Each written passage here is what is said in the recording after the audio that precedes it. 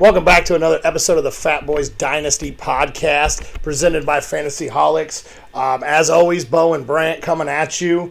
We're going to break down a little bit of last week's game, talk about a few of those. We're going to talk about some injuries, talk about some waivers to possibly fill in for those injuries. And then some buy low candidates I think we're going to bring up and talk about. And then we're going to talk about our college prospect of the week. Some incoming guys to start looking at some tape.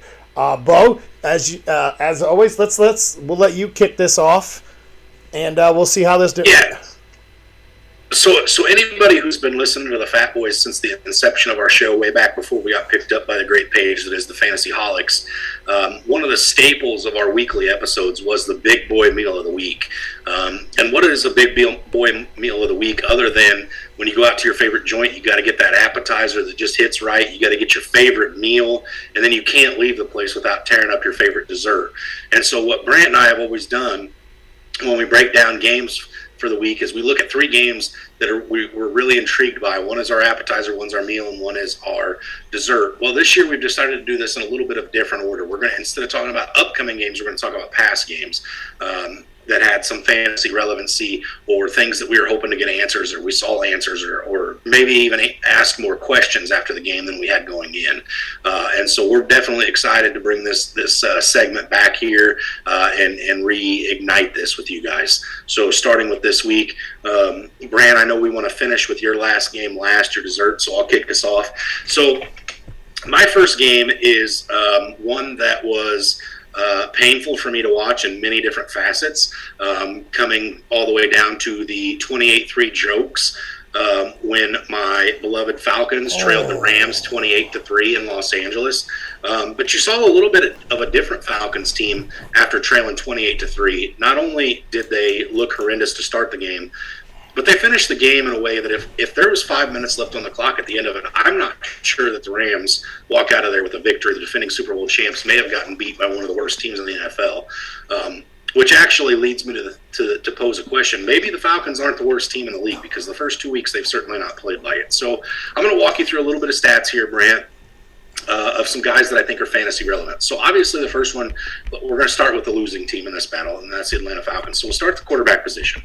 Marcus Mariota threw 26 passes, completed 17 of which for 196 yards, 2 touchdowns, 2 interceptions.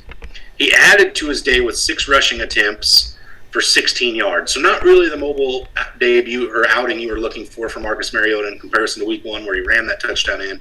But as a streaming option for quarterback, I feel like these numbers are fairly formidable. All right. And then if you remember on our live this Sunday, Brand, a lot of people were very interested in asking a lot of questions on Cordero Patterson. Cordero Patterson was very lackluster this week. He ran the ball 10 times for 41 yards, and he saw 1 target through the air, which he was not able to haul in. So he had no receiving work. So I think moving forward, that pretty well, for me, again, until I see a couple performances of him putting it together, I'm probably leaving him on my bench. The one thing I want to talk about is the pass catchers. So coming into this season, Kyle Pitts was drafted very high. Drake London was another name that people were taking shots on. So this week, Kyle Pitts saw 3 targets, 2 receptions for 19 yards. Drake London, on the other hand, saw 12 targets, 8 receptions, 86 yards, and a touchdown, his first to go on the season.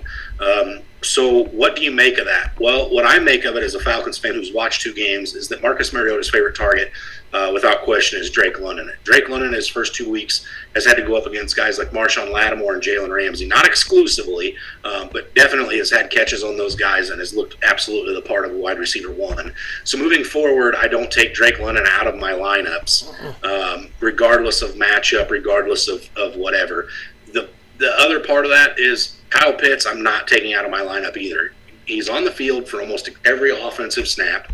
All right. He's just been blocking a lot. And on his routes, Mariota's just not been looking his way. But I think as the season progresses, Arthur Smith's going to have to find a way to get Kyle Pitts involved for this offense to take over. So I'm not pivoting off of any of these players yet. Now, On the Rams side of the ball, I'm going to move a little quicker through this because I'm not nearly as infatuated with the Rams as I am my Falcons. Matthew Stafford had a slightly better game than he did week one. Still lots of turnovers. 27 completions, 272 yards, 3 touchdowns, and 2 interceptions. In the backfield this week, we got a slightly different story than we did week one. Cam Akers had 5 more rushing attempts. So Cam Akers had 15 rushes for 44 yards. Darrell Henderson, however, had 10 attempts, 47 yards, and a touchdown. So more yards and the touchdown to go with it. And then, Allen Robinson had a small bounce back, not huge, but 4 receptions, 53 yards, and a touchdown. And then Cooper Kupp did Cooper Kupp things. Me wearing my A.J. Terrell jersey Sunday morning did not make a difference for Cooper Kupp. He was not intimidated. 11 receptions, 108 yards, 2 touchdowns on 14 targets. So, again, moving forward, I think even if you had Cam Akers and you were a little nervous about what his role may be, he may have just been in the doghouse week one because his numbers were just fine. Granted, the production wasn't there, but the carries and the touches were. So I start Cam Akers moving forward. Yeah, absolutely.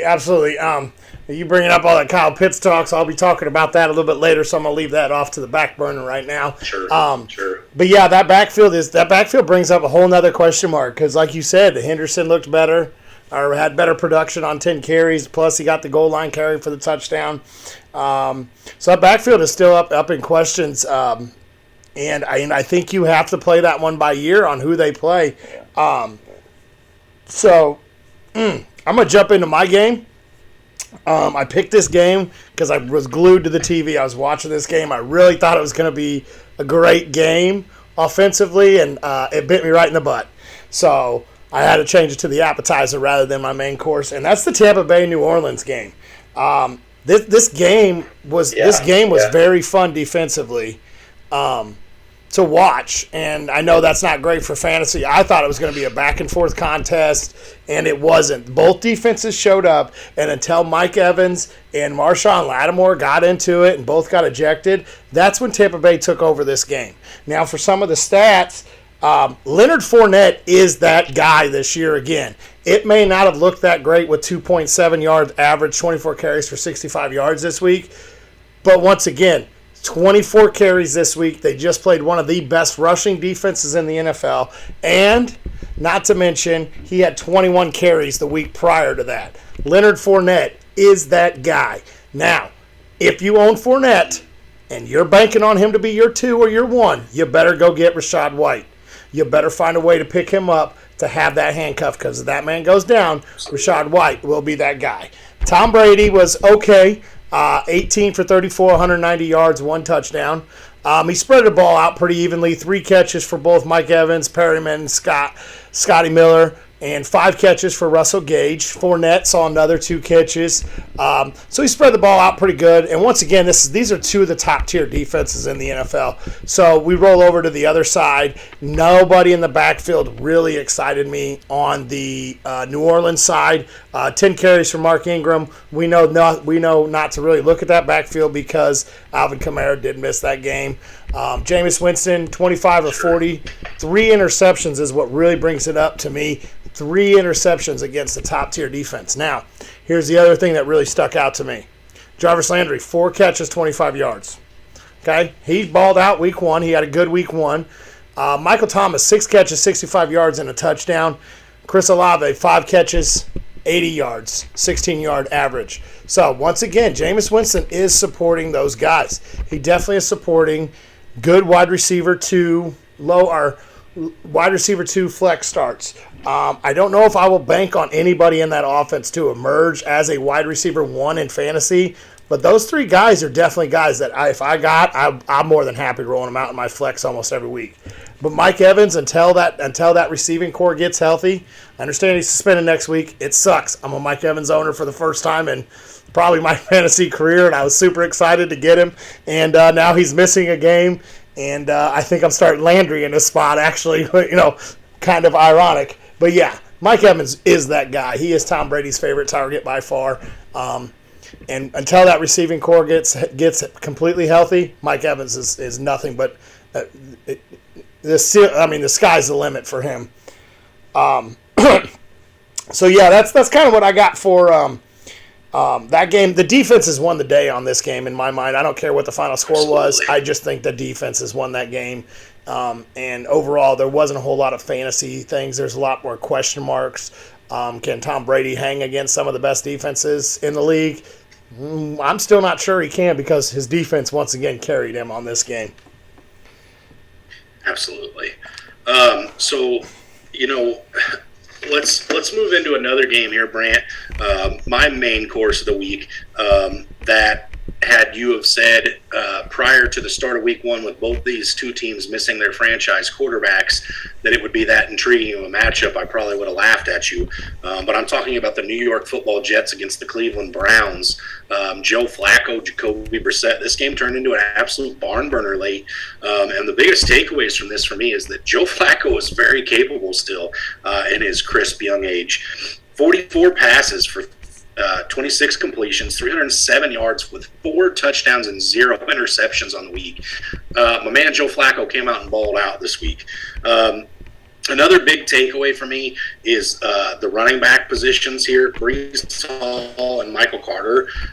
So Breece Hall looked much better on the ground this week than he did in the previous week. Both running backs ran the ball 7 times, 50 yards on the ground for Breece Hall, 23 for Michael Carter. But what's interesting to me is that Breece Hall only saw 1 target out of the backfield this week, which he had 10 in week 1. He had 1 catch, 10 yards, and a touchdown. Michael Carter had 5 thrown passes to him, 5 receptions for 27 yards. So I wonder if maybe we're starting to shake out to that little bit of Michael Carter is the trusted pass-catching back, and maybe Breece Hall moving forward will be that guy that you're looking for to move the sticks in game. So, that was interesting. And then the other clear takeaway from the Jets side of the ball is Garrett Wilson he's in it. He's ready to win. 14 targets, 8 receptions, 102 yards, 2 touchdowns. And so far to start the season, out of every wideout, every running back, every tight end, Garrett Wilson is the highest targeted player in the red zone through 2 weeks with 8 targets in the red zone. So that's definitely something to keep your eye on moving forward. On the other side of the ball, Jacoby Brissett had a day. 22 pass completions, 229 yards, 1 touchdown, 1 interception. Nick Chubb and Kareem Hunt both had very formidable games on the ground. The big separator there is that Nick Chubb was able to punch the ball in 3 times. And Brant, some numbers that'll make you really happy. Week 1, Donovan Peoples-Jones was the lead pass catcher in Cleveland. He had 1 target for 0 receptions this week. To dispute that, Amari Cooper come in, 10 targets, 9 receptions, 101 yards receiving, and 1 touchdown. What a game that we got out of the Cleveland Browns and the New York Jets. Oh yeah, it was definitely fun to watch. I didn't have that one on the TV, unfortunately. I was back and forth with the rest. That wasn't a game that was really on my slate to watch. And yes, seeing Amari Cooper play and do those things definitely made me happy as a Cooper owner. We're going to dive into that one a little bit later when we talk about the Thursday night game. I'd like to dive into that a little bit more. So I'm going to jump into my entree, my favorite game of the week. And if you looked at my fantasy roster in our Dynasty League, you would think that I cheered for a different bird rather than my Seahawks. And it's Minnesota versus Philadelphia. And Philadelphia looked good. They looked good all around. Defense, offense, all their wideouts. Great bounce back for Devonta Smith. Looked very good coming out. Goddard showing that he's a top 10 tight end. A.J. Brown's getting involved. Jalen Hurts. Break down those stats here in a minute. But what did we see yesterday on Monday night? We saw prime time Kirk Cousins. Every time. Every time. It just doesn't seem to get better. 27 for 46, 221 yards, 1 tutty, 3 interceptions. Justin Jefferson, 6 receptions, 48 yards. I know that sounds pretty good, but we're talking about Jefferson. We're talking about a guy that's capable of, a huge. a guy that most people that own him drafted him in the first rounds. That's the first round. That's not the premium you paid for. Talk about a first rounder. How about 6 carries for 17 yards for Dalvin Cook with 2.8 yards per carry, only 4 receptions for 19 yards. Dalvin Cook, nobody on that Minnesota offense last night looked intriguing, looked good. Honestly, the best player that I saw, the best play of that game I saw come from them was Jalen Reagor on an end around 17 yards, shredding a couple tackles, shredding his old teammates off, and that might have been the best play I saw from that offense last night. I do want to say something that was somewhat intriguing to me as a guy who I traded for this offseason. I didn't watch this game. I watched the other one that I'm going to talk about here in a second, Brant. But Adam Thielen having 7 targets in the second half is something that I was very, very happy to see. Yes, that definitely was good. Now I'm going to roll over to the Philly side. Now I own Jalen Hurts, Dallas Goedert, Devontae Smith, Kenneth Gainwell. I own this. Did I say Goddard? I own this entire offense in one of our dynasty leagues, and I'm telling you right now, I've never been happier and more looking forward to the season. Jalen Hurts, the man that can't throw, 26 for 31, 333 yards, 1 tutty, 1 interception, to go along with 11 rushes, 57 yards, 2 tutties. Here's the one that shocked me. 17 carries, 80 yards, 4.7 yards per carry, Miles Sanders. I called it in the offseason Gainwell was going to take that role. Miles Sanders is proving me to be a liar. That man came out and he balled out on prime time and goes, nah, this is still my backfield. Now let's go to the receivers. Goddard, 5 receptions. Smith, 7 receptions. A.J. Brown, 5 receptions. 82 yards for Goddard, 80 for Devontae, 69 for A.J. Brown. All these guys, none of them were first-round draft picks. Most of these guys you got probably third-round or after. And I'm very, very happy with these numbers that these guys are putting up. And now we're talking about pass catching. Miles Sanders added 3 more catches onto that. This game, this team is ready to put your fantasy team on their back, it looks like, and excite offense and excite fans everywhere during fantasy weeks. And as long as they keep rolling and stay healthy, this is going to be one of the most fun teams to watch this year. I honestly believe that, and I know you and me talked about it when I called, and I said I think they'll go over their 10.5 wins, and I'm still sticking by that. I've watched them both weeks. This team right here is a team that I want a piece of this season. So, Brant, you're talking about offenses that it'd be nice to own every facet of, and I think that the Eagles are one of them for sure, but the premier team that I want to own every piece of is definitely the Buffalo Bills. Oh, my goodness. Who also happen to play Monday night. I had to turn it off.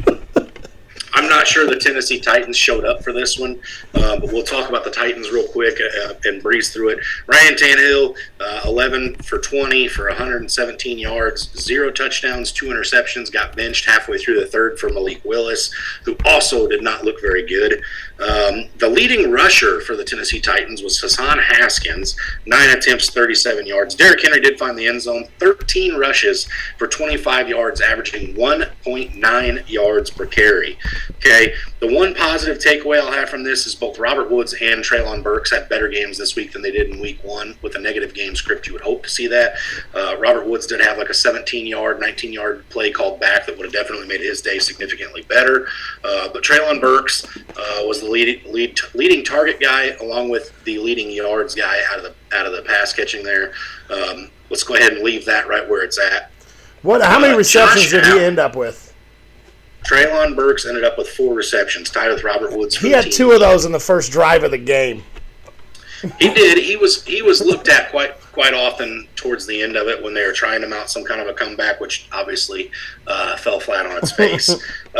Let's talk about the team that looked good, looked ready to play.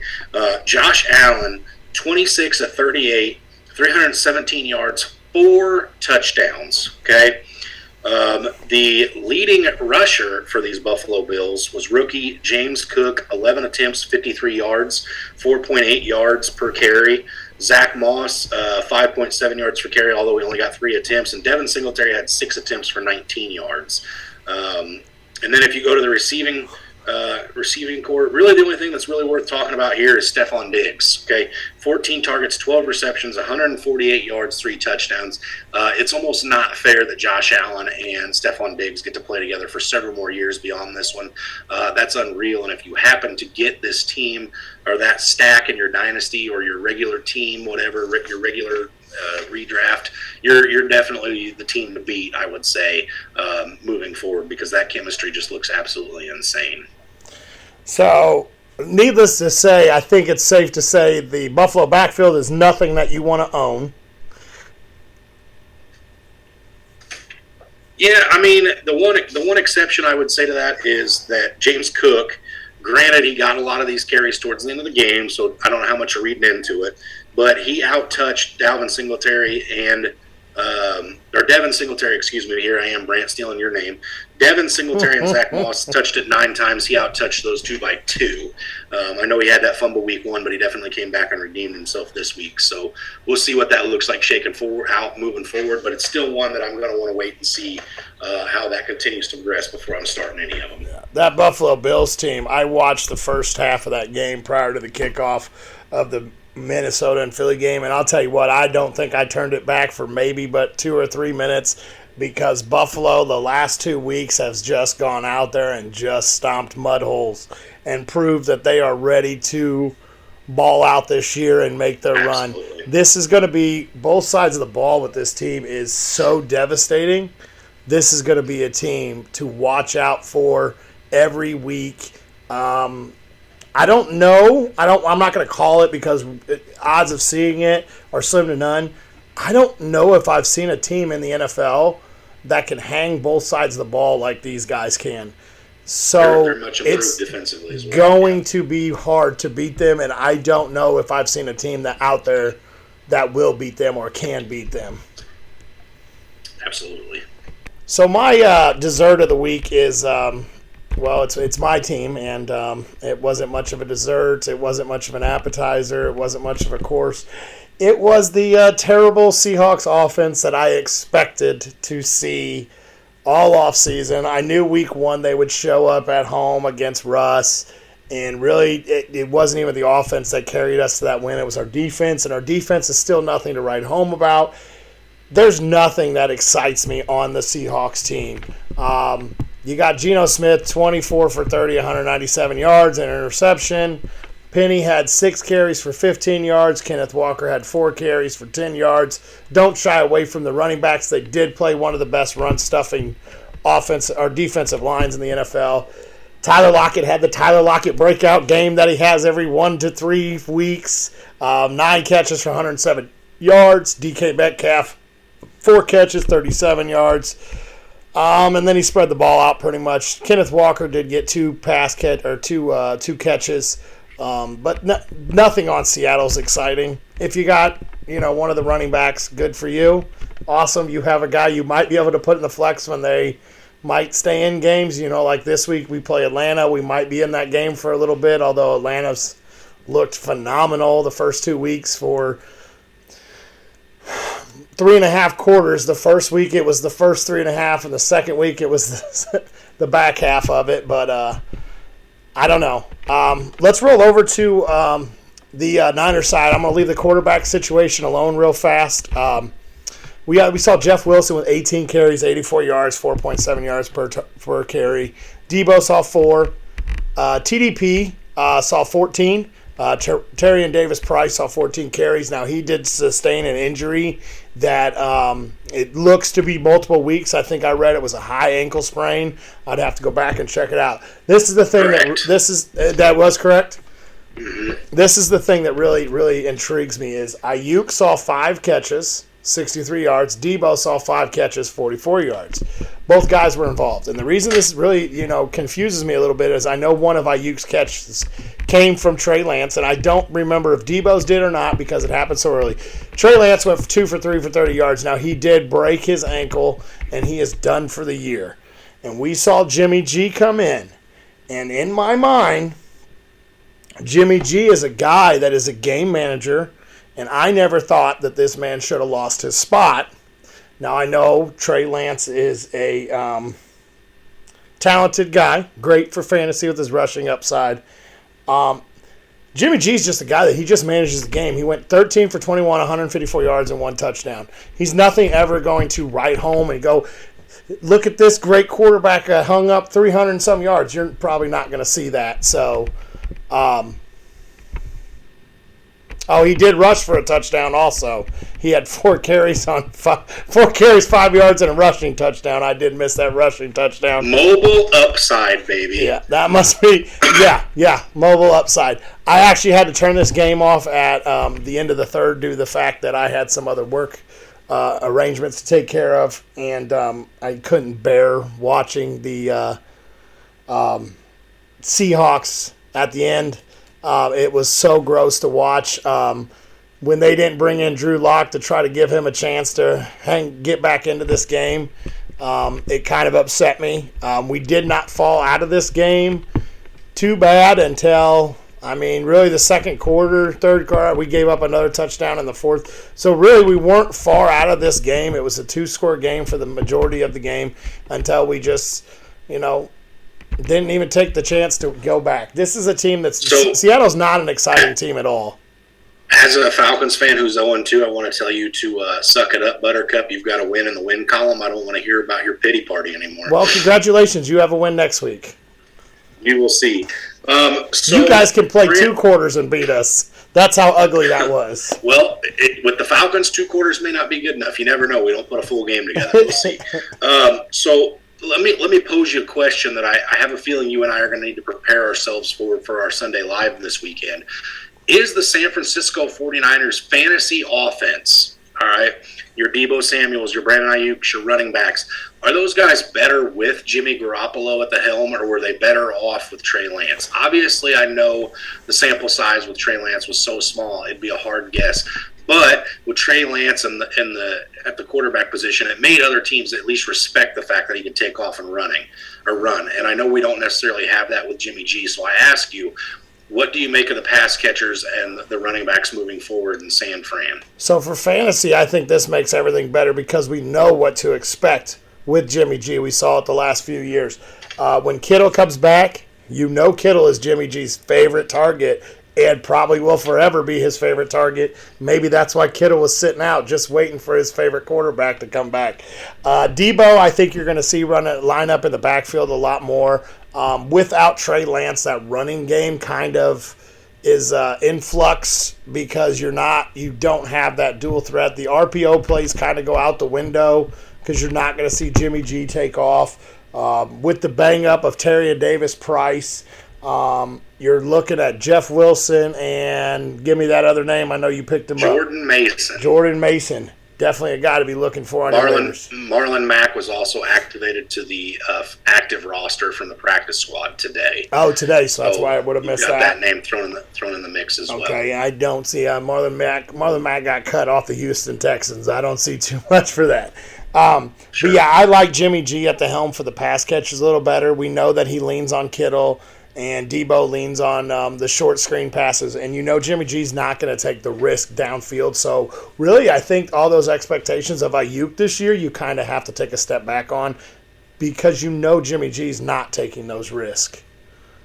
Yeah, I tend to think that Ayuk is probably the one exception to the Jimmy G takeover being beneficial. Just like you alluded to, I don't see Ayuk getting many opportunities to take shots down the field. So he's going to have to find his yardage to place in the middle of the field where obviously that's George Kittle prime territory. So we'll see how this shakes out. I know last year Ayuk didn't look the greatest with Jimmy G. Hopefully he can redeem himself this year because I know a lot of people were drafting him being Brandon Ayuk on the hype that he was Trey Lance's guy in training camp. He was going to explode this year. And now we may have to temper those expectations. But the rest of the offense, I think, running back wise, I think you see the running backs take a small step just because there's not going to be the design quarterback runs out of the backfield any longer. And then, like I said, every pass catcher not named Brandon Ayuk probably takes a small boost for me. But again, Brandon Ayuk may be one you want to tamper expectations on a little bit.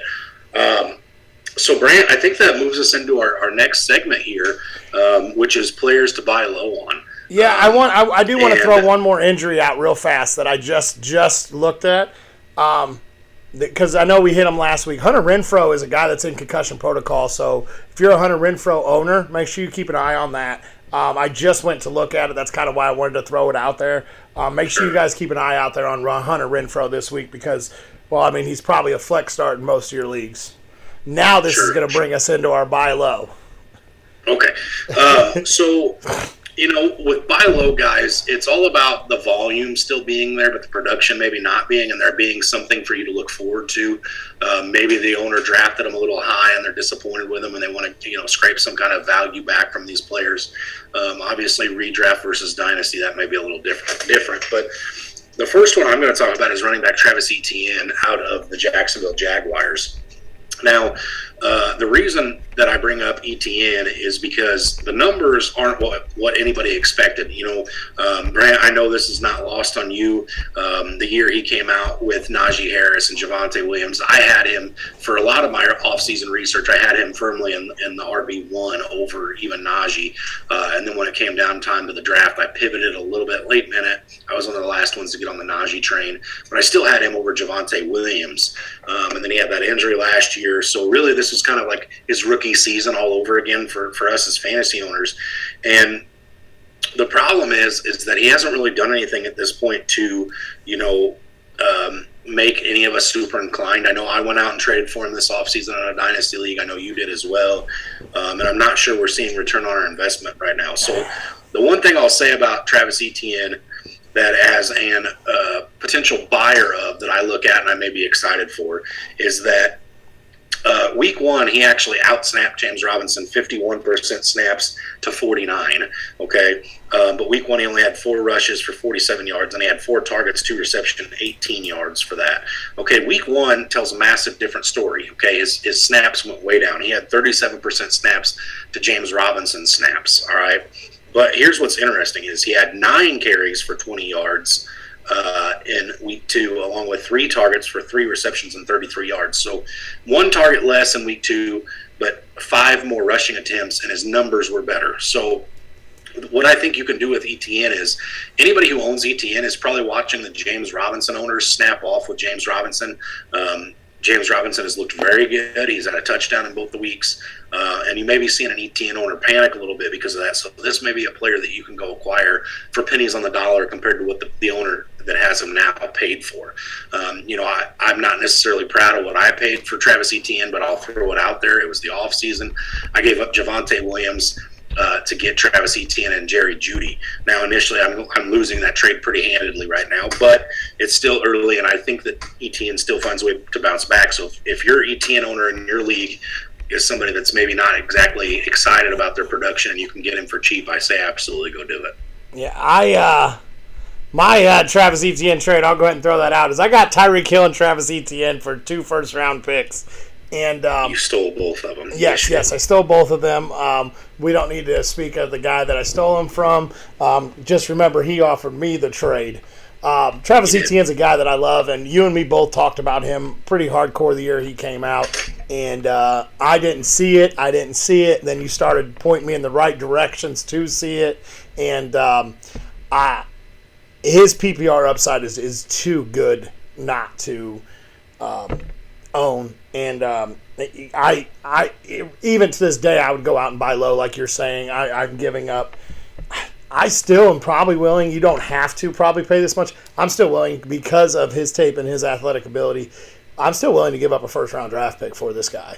RBs for PPR are almost becoming a dime a dozen because it is a passing league now. So Travis Etienne is a guy that it's only a matter of a time that before he explodes. One of my guys is a guy we talked about a little while ago, so I don't have to hit on it too much. It's Kyle Pitts. This is your guy. Your man, your Falcons tight end. He saw 3 targets and 7 targets in the 2 weeks. So the volume isn't quite there for, where his draft capital was and everything else. But this guy also just played 2 of the top premier defenses in the NFL in New Orleans, which, correct me if I'm wrong, I know you watched the game. He was mainly shadowed by Lattimore in that game, I believe is what I heard and what I saw stat-wise. And I don't know who covered him really in the Atlanta game. I'm going to assume Ramsey probably took over some of that because of the way that Kyle Pitts lines up. And I noticed Ramsey did not. Yeah, because Ramsey didn't shadow Diggs in that first week either. So Ramsey took some for it. Kyle Pitts has now played the best two offenses or defenses, probably best two passing defenses in the NFL. This guy is going to get his. This guy is called the unicorn for a reason. Go out and get you Kyle Pitts if you can. This is another one, Brant, that I know a lot of people are down on just due to the fact that the high draft price that they paid for him this year. Again, this is a player I traded for in the offseason, and what I gave up, I'd give up tenfold over. I gave up Darren Waller and Juju Smith-Schuster for him. This is a guy that you can put in your tight end spot and forget about it for the next several years still. I'm not worried about 2 weeks. It's worth noting that he's still the number 2 pass-catching targeted player in Atlanta, and there's going to be more favorable matchups coming up. I look for him to bounce back. Favorable matchups? You mean like Week 3 against Seattle, who can't cover anybody? I mean like Week 3 against Seattle. Yes, I do. I look for Kyle Pitts and Drake London both to have pretty good games this week. So let's stick right there with your Seattle Seahawks. One of my other buy low guys is DK Metcalf, and this one to me is very exciting and very intriguing. DK Metcalf has had 82 target snap count Week 1 with 7 targets for 7 receptions, and then in Week 2 he had 92 for 6 targets for 4 receptions, 35 yards. So the interesting thing is that right now DK Metcalf sits on the season rankings at the 62nd overall wideout. Again, we didn't expect the quarterback play to be fantastic in Seattle this year by any stretch of the imagination. But what I'm seeing that's popping off at the table at me here as I look at these numbers is that he's on the field for either all but in both games. He's missed a total of 18% of the snaps in Week 1 and 8 in Week 2. So they know they got to have this guy on the field to have a chance. And he's getting targets, all right? I look for DK Metcalf to not only up his yards with these targets, but he's going to find the end zone. And DK Metcalf is a guy that, again, probably overdrafted. This is a guy that I wouldn't have been comfortable taking at his ADP this year based on, either Drew Lock or Geno Smith. But this is a guy that I now am looking at and going, can I go get him in my leagues because is somebody disappointed with what they're seeing? So this is somebody that I'm going to put my money where my mouth is and go try to acquire probably this week prior to the Atlanta game because I think he bounces back as well this week. Yeah, definitely. I think that's going to be fun to watch. I already stated my case on that. I don't trust that offense. If Drew Lock ever comes in where he should be and starts, maybe I'll start falling in on that one, but I'm not getting behind anybody on that offense anytime soon. I'm going to go with another wideout here before we get into our little bickering match on my other guy. I got DJ Moore. The guy's been targeted 6 times in both weeks. I had to actually pivot off mine because I didn't realize the guy I was going to talk about, I didn't realize hung 20 points this week, so you're not buying low on a guy like that. DJ Moore, like I said, he saw 6 targets. He still is, in my mind, is the number 1 target getter in that offense. We saw that a little bit this week, a little bit last week. He spread the ball out. Baker's going to have to find a guy that he trusts, and this guy has been every quarterback in Carolina's favorite target for the last 4 years. DJ Moore is going to end up being in the top 25. I'm not going out there paying an arm and a leg for this guy. I'm not. But yeah, DJ Moore's a guy that I absolutely love, and I think his breakout's coming. Now, if you're going to buy low on DJ Moore, I will say wait till next week. You might not have to, actually, because did Lattimore get suspended also, or just Mike Evans? I don't believe Lattimore got suspended. Okay, no. Wait till the end of next week then, because he's matching up against Lattimore there in New Orleans. So you'll be able to buy even lower on DJ Moore probably after this week. But then he has some favorable matchups coming up. I actually had to pivot off of CeeDee Lamb because I didn't realize that he did see 11 targets and still was the highest target getter. And so, yeah, that one definitely took me by surprise when I actually went back and looked because I watched a lot of that game, and Noah Brown, I believe is what his name, was everywhere. Every time I literally was watching that game, I felt like that was the only name I was hearing. I didn't realize that CD had so much work. So this one here is kind of a joke, kind of funny, but it's a serious thing. You might have somebody that is in panic mode after drafting this guy, the 101, and it's Jonathan Taylor. Yes, I understand he had a great week 1. This guy just had a terrible week 2.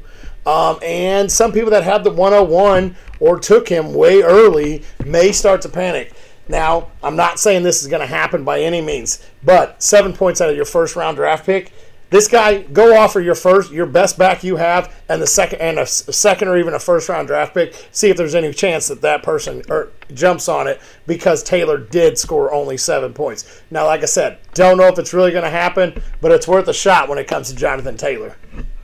So I'm going to keep this PG because we're on a PG show here, and I don't want the Fantasy Holics to kick me off because I've got a foul mouth. All right.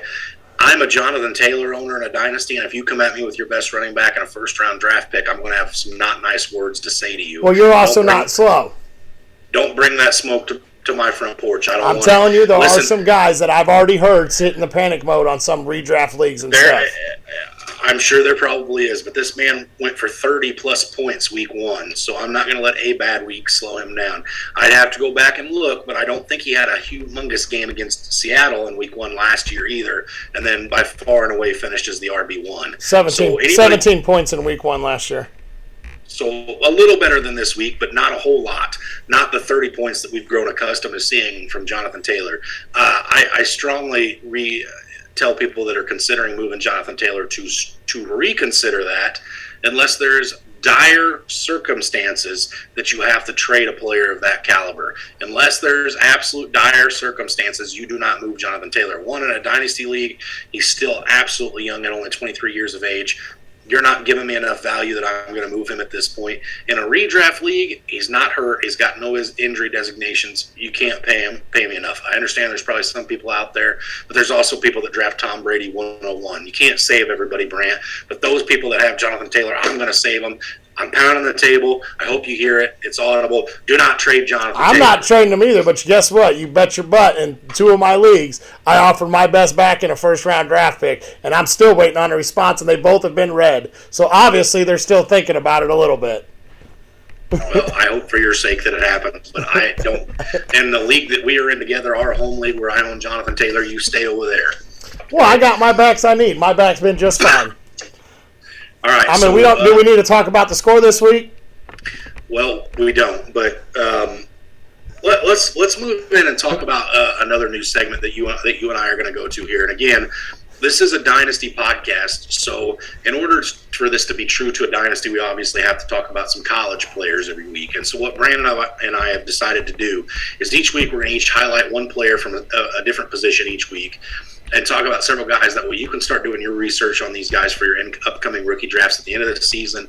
I know a lot of leagues draft prior to the actual NFL draft. I know a lot of them draft right after. I know our leagues, Brant, the leagues that I'm in, tend to wait till later in the off season, so you get to see these guys in preseason and stuff. But if your league's not, one of those kind of leagues, and you have to have your research in early, we're going to try to help you. So I'm going to start us right off. This week we're talking about quarterbacks, and I think there's 2 obvious ones. I'm going to have one of them. You're going to have the other one.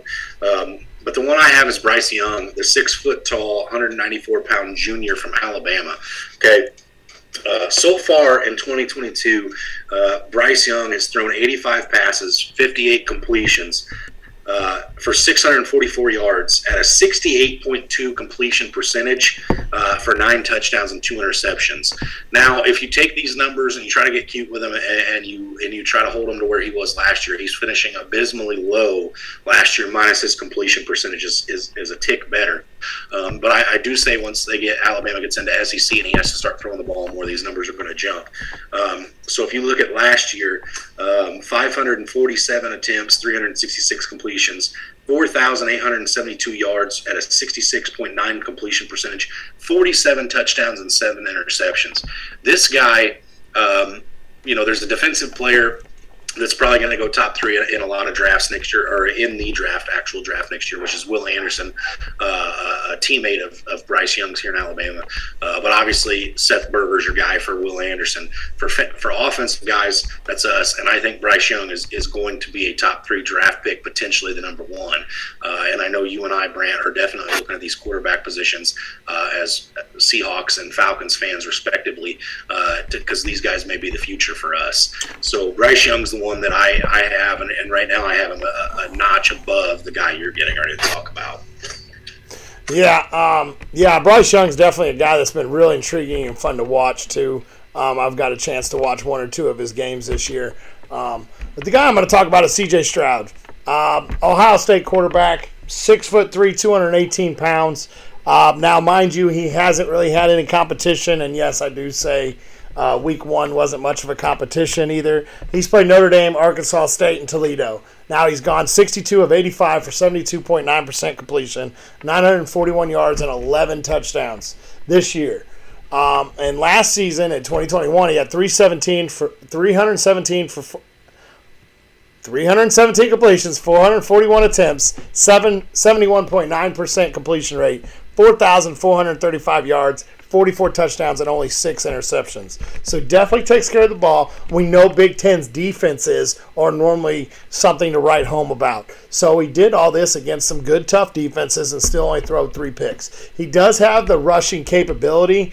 We don't see much of it because Ohio State keeps him pretty well protected. But he does have the speed and the rushing upside, too. This is a guy that, right behind Bryce Young, I don't think you're far off of getting a franchise quarterback here. I think there's 3 names in this draft, and these are the top 2 out of it. And that I'm going to butcher this name, and I know it. The Kentucky quarterback is probably the 3rd one.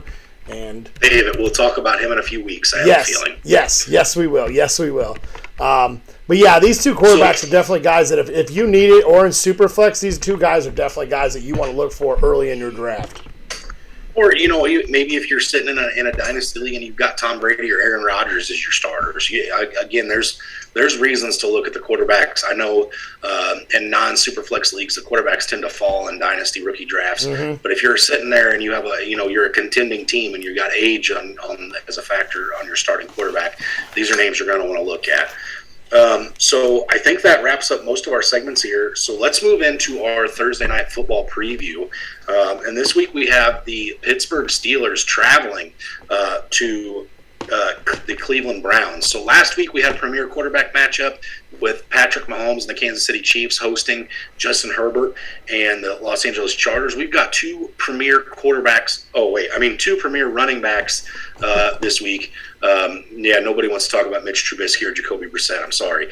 But we do have Najee Harris. We do have Nick Chubb. We've got some good pass catchers here featured in this one if the quarterbacks can get the ball to them. We've got Amari Cooper. We've got David Njoku. We've got Chase Claypool, Deontay Johnson, George Pickens. This is a game there's a lot of owned fantasy players in. And I know, Brant, I'm going to beat you to it again this week just because I know you let off week 1 and said you were going to say it every week. Don't start your Thursday night guys in your flex. Move them up to guys you will be potentially having to pivot off of that late. Yeah, and the worst thing you want to do is have one of these guys in your flex and have them, another player get injured later and not be able to move them based on if you have a running back get injured and you don't have another wideout or another, player to plug in. You don't want these Thursday guys jamming up your flex spots, so keep an eye on that. But this should be an absolute battle of the defenses. We've got a premier defense in the Pittsburgh Steelers versus a premier defense in the Cleveland Browns. That's also something I'm intrigued about this week. Brant, what's your take on this game? Yeah, this game is. I'm not intrigued a whole lot to start anybody outside of Najee and Chubb and maybe Johnson. Cooper, I'm still going to keep on the bench. He hasn't proved it to me yet there in Cleveland. And I am an owner of Cooper, and so I will stand by that, barring an injury. Najee, Chubb, Hunt, and Johnson are really the only guys I'm excited for. I do see this being a defensive battle. Who can run out the clock the longest and who falls into the end zone first may be this game. I'm probably looking at this to be a low-scoring contest. Nothing is too intriguing, which is very unfortunate because think about the first 2 weeks of Thursday Night Football. Rams and Bills and Chiefs and Chargers. Then you give me this. Well, in a normal year, this would probably be a very intriguing matchup, and maybe potentially later in the season when it's, Kenny Pickett versus Deshaun Watson, or next year, maybe it'll be more intriguing. But not too much to write home about here. I know we're wrapping up here. I do want to throw one last thing out there. As much as this is a big pill for me, this is a horse pill. I have to swallow my pride.